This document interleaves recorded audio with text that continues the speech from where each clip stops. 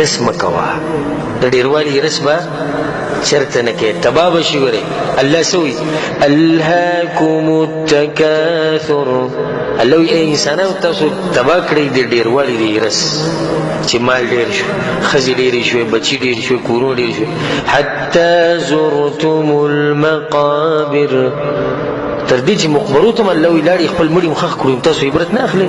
لا تغتر بالدنیا، په دنیا باندې چې ته دوکه نه شي. د عقل د خاوندانو خبرې دي ګورئ، دا کومې خبرې چې تاسو ته کوم دا ګورئ د اوچت عقلونو والا دپاره دي. ګورئ په دې باندې هر سړی پوهېږي هم نه، په دنیا باندې چې ته دوکه نه شي. ولې؟ ځکه چې چا عقل تیز وي نو هغه دا پېژني چې څوک ماله دوکه راکوي او څوک مې خپل دی. لا تختر بالدنیا. الله خپل پیغمبر ته څه وایي؟ واضرب لهم مثل الحیات الدنیا. ای پیغمبر دې خلکو ته مثال ذکر کړه، کنه دنیا مثال ورته ذکر کړه. څه مثال دی یا الله؟ کماء انزلناه من السماء فاختلط به نبات الارض فاصبح هشيما تذروه الرياح. لکه د اسمان نه چې باران راوري فصل وشي تک شي، خلکو ته خوشحاله وي کنه، پټی مزدار دی، فصل وشو، میوې وشو، فاصبح هشيما تذروه الرياح. یو سلیک راشي تیز او د هر څه سګي ختم کړي. دا دنیا مثال دی. لږ وخت پورې شنه وي، ګوره ډېره نه وي، لږ وخت پورې د دنیا شنه وي او بیا به دې ځي. او دا راته ووایم په دنیا کې چې ژوندی دی هغه به مړ کېږي، او په دنیا کې چې شین دی هغه به وچېږي، او په دنیا کې چې څه شی دا ختمي کل من علیها فان.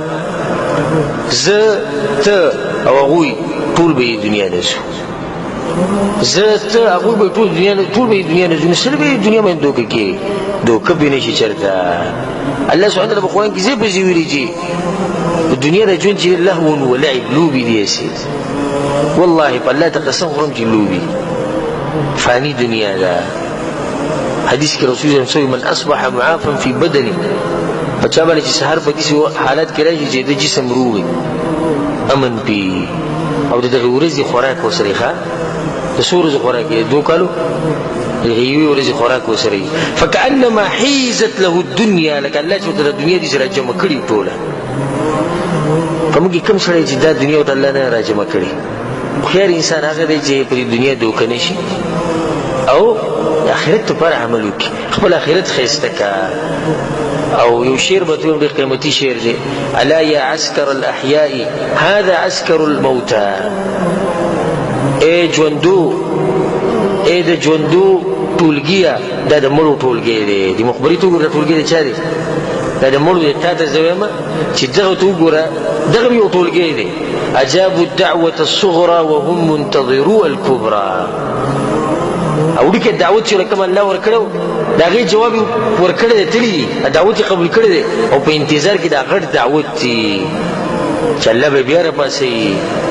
يحثون على الزاد وما زاد سوى التقوى. الله د قسم خورم که دا قبرونه دې کوله وکړو ګنه او دې مړو خبرې کولې، نه تا ته به یوه خبره کولې چې د الله بندګي ډېره زیاته کوه. علي بن ابي طالب رضی الله مبارک رہی چې پر مقبرې ته ووتو دې ملګرو سره دې قبرونو ته ولاړو، وایي موږ دا وکړو دا وکړو دا وکړو، دا زموږ اخبار دي، تاسو څه وکړو؟ ډېر ساعت داسې غلی اوسېږي، دا سیلۍ چې دی د دې سیلۍ هغه اواز و. نو بیا دې ملګرو ته وایي خیال مو د خبرې نه شي کولی، او که کولی نو یو خبره به کولی، هغو ته یې څه وتزودوا فإن خیر الزاد التقوى. دو مونږ ته ویلو چې ډېرې کوي، ځکه چې ښه توښه چې د هغه تقوا ده. مونږ راغلي یو توښه را سره کمه شوې ده. دا مړي به دقه وایي چې خلکو مونږ په ډېر اوږد سفر راوتي یو، په لاره کې راته ګاډی بند شوی دی، پېټرول پکې نشته. تاسو ګورئ خپل ګاډي د پېټرول نه ډک راولئ، په منځ کې به د باندې پېټرول ختم شي، په منځ کې به د باندې خوراک به سره ختم شي، او په صحرا کې به تباه شي. ځان سره توښه مضبوطه راوړئ. شاعر وایي چې یحثون على الزاد وما زاد سوى التقوى. بیا په آخر کې څه وایي؟ یقولون لکم جدوا فهذا آخر الدنیا. وی دا مړي موږ ته وایي، ای ژوندو دا مړي تاسو ته وایي، وی کوشش ډېر کوئ، دغه د دنیا حالت دی د کوم ځای کې چې موږ پراته یو. دا مړي وایي ښه والله خبرې نشي کولی، که خبرې کولی شي دا خبرې به تا ته کړې.